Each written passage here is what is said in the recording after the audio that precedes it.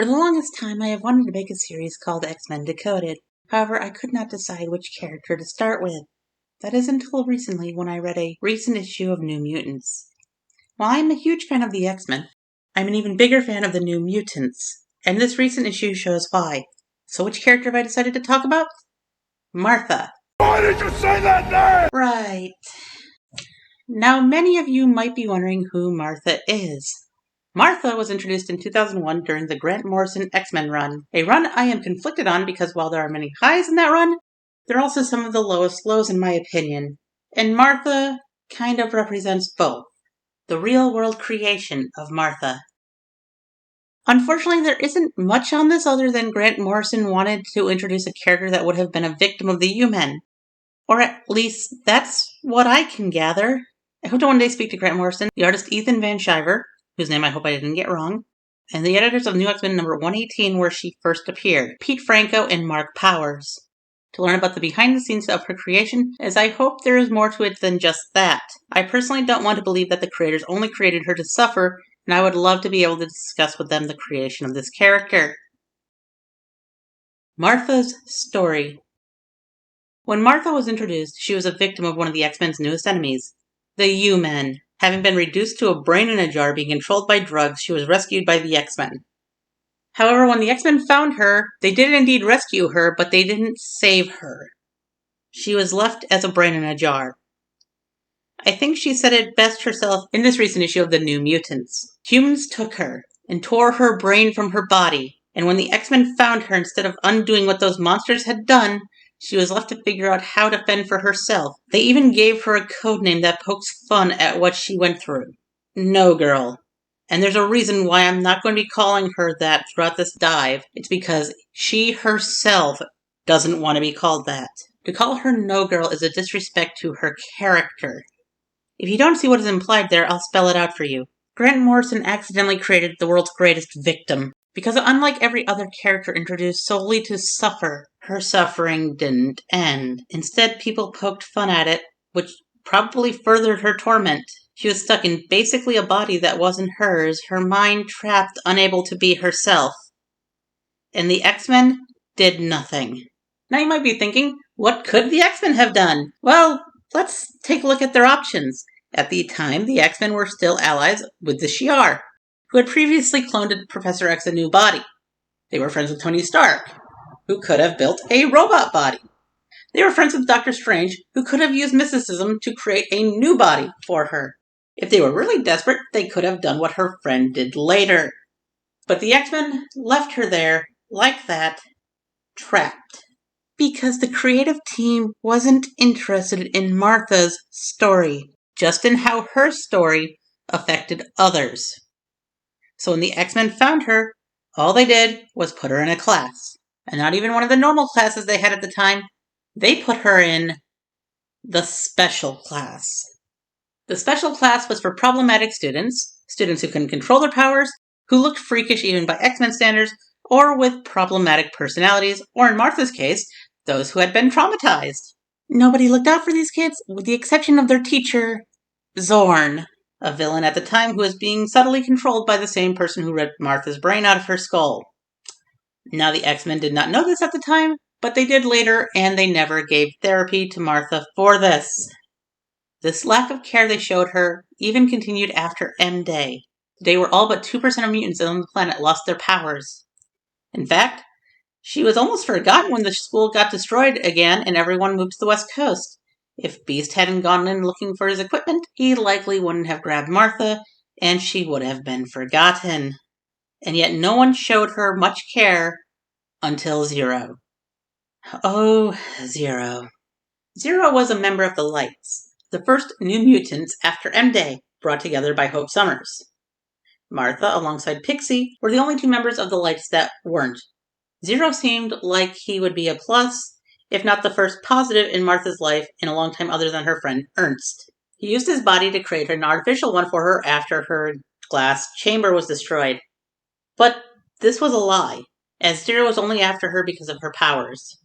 Like everyone before her, he was there to use her. And Martha, in the end, did what she needed to do. She killed him to save the lives of others, even though it meant the loss of a body for her once again. She was returned to another glass dome, and this time she would remain this way for a while until her friend tried to give her back a body. And this is the folly of Ernst. You see, after the death of Wolverine, Spider-Man became a teacher at the school. And while he did also create a special class, his special class wasn't for the write-offs. It was for those who needed the most help, as well as those he suspected might be a potential mole to the X-Men. And this is why Martha was put in there. Logan suspected her alongside several other students of who might be the mole, but he had no idea who they were working for. Martha quickly developed a great deal of respect for Spider-Man, to the point she took his lessons of power and responsibility to heart. After she had accepted his lessons of power and responsibility, Spidey quickly reciprocated them, despite her being his primary suspect. He put his full faith in her in order to stop a symbiote army led by Deathbird.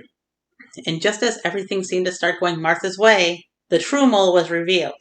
And as I said before, this is the folly of Ernst. Ernst hated seeing Martha stuck like that without a body, so Ernst had made a deal with Mr. Sinister.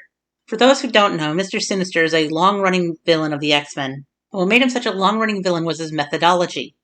Cloning. However, Mr. Sinister doesn't like being used. He likes using others. And like everyone before, he tried to use Martha, putting her in a body, but not her body. Sinister put her in a cloned body of Storm to have her attack the X-Men, which led to Ernst having to pull her best friend's brain out of the new body, in a rather gruesome fashion. And again, Martha was back to being a brain in a jar. But this time around, things were looking up. She had started a relationship with Eye-Boy, was being taught to be a hero by Spider-Man, and had reconciled with her best friend, forgiving her for what she had done. But Martha's life is never easy. And that's when the Inhumans released the Terrigen Mists, and a disease caused by the interaction of the mists, and the X gene was discovered. Mpox. The X-Men moved the school to Limbo to help reduce the spread of this disease, and Martha, alongside Ernst, Glob Herman, and Anole, began aiding with the refugees. However, while doing this, Colossus brought the Four into a makeshift team of X-Men after discovering 600 new mutant signatures in Tokyo. This was the work of another X-Men villain, one from another reality, known as Sugar Man. He had genetically activated the latent X gene of 600 embryos with the plan of taking them to the future and creating an army. The team of 5 managed to stop Sugar Man, but not his time machine, and thus they were sent thousands of years into the future to a dystopian world known as Omega World. The 4 students would be quickly separated from Colossus and wound up making their way to a goblin named Mugam, who would try to eat Martha, shattering her container once again. Her life force draining, she would be saved by the Stark Cell, the descendants of Tony Stark's AI technology, who gave her a robotic body. In this form, she proved herself a leader and a hero. She took the lead in protecting the Ark, the housing for the 600 mutant embryos. Even after Colossus was brainwashed, and when more X-Men arrived from the past to help them face off against Colossus and the one who had taken control of him, Apocalypse. Apocalypse had been corrupted by his vision of survival of the fittest, and had forgotten that he had created it to allow mutants to survive. And the arrival of X-Men, something he had thought long purged from this Omega world, caused him to become livid, and Apocalypse destroyed the Ark. The 600 mutant babies that Martha had been protecting alongside her friends were dead. The X-Men took Colossus and Apocalypse back to the past, where they managed to help Colossus be freed from Apocalypse. And not long after, Martha made another sacrifice, giving her new robot body to an ally who had lost their own, Cerebella. And then came Krakoa. Every mutant was given a second chance.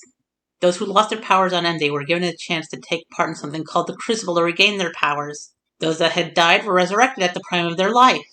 But Martha was stuck. She still had her power, so she couldn't partake in the Crucible. She hadn't died, so she couldn't be resurrected.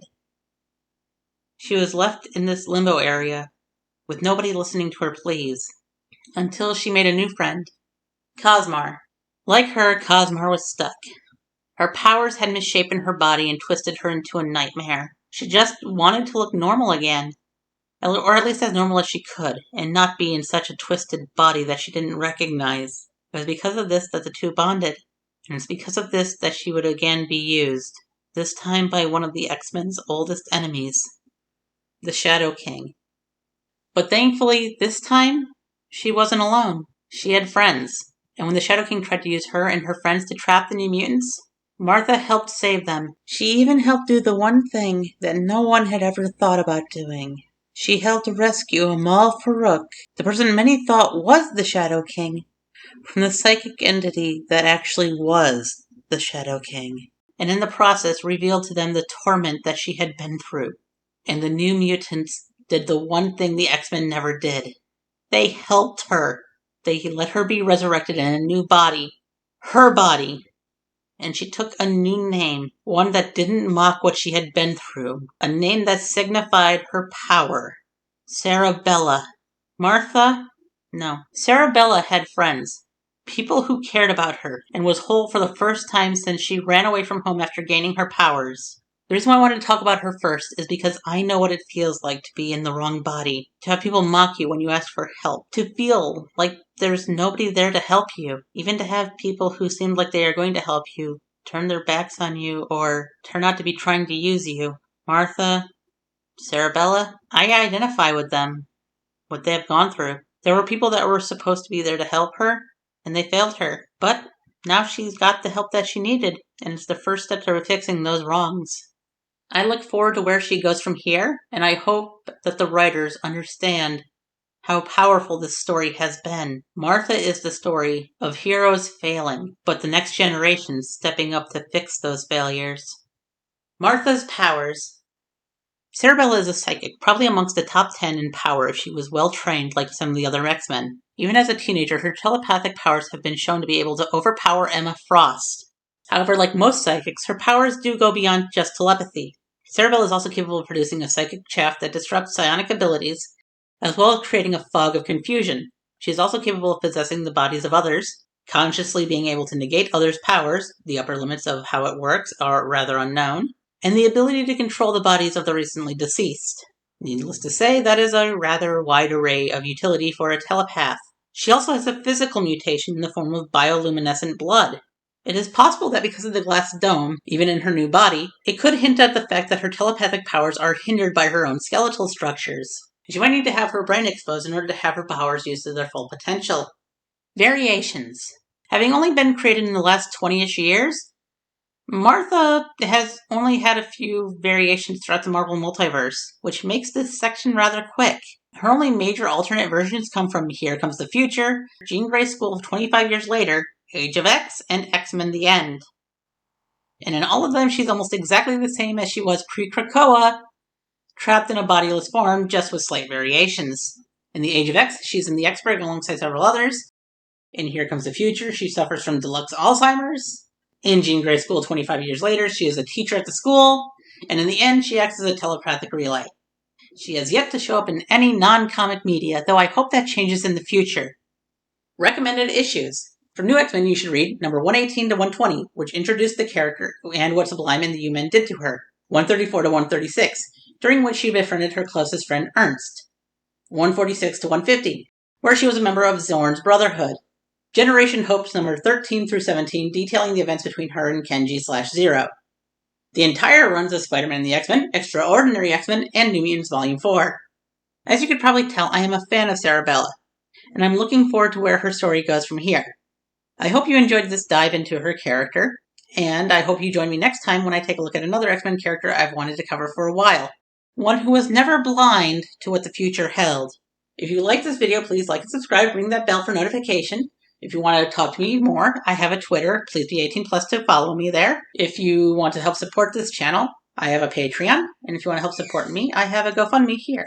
All those links are in the box below. And I'll see you all next time.